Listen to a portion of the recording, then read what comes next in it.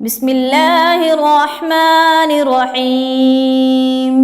اقرأ باسم ربك الذي خلق، خلق الإنسان من علق.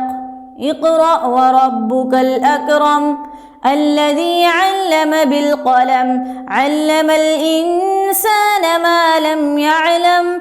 كلا إن الإنسان ليطغى أن رآه استغنى، إن إلى ربك رجعا.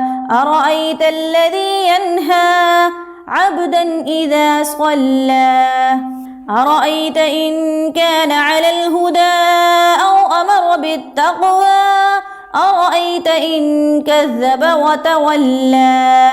ألم يعلم بأن الله يرى، كلا لئن لم ينته لنسفعا بالناصية، ناصية كاذبة خاطئة فليدع ناديه. سندع الزبانية كلا لا تطعه واسجد واقترب. صدق الله العظيم.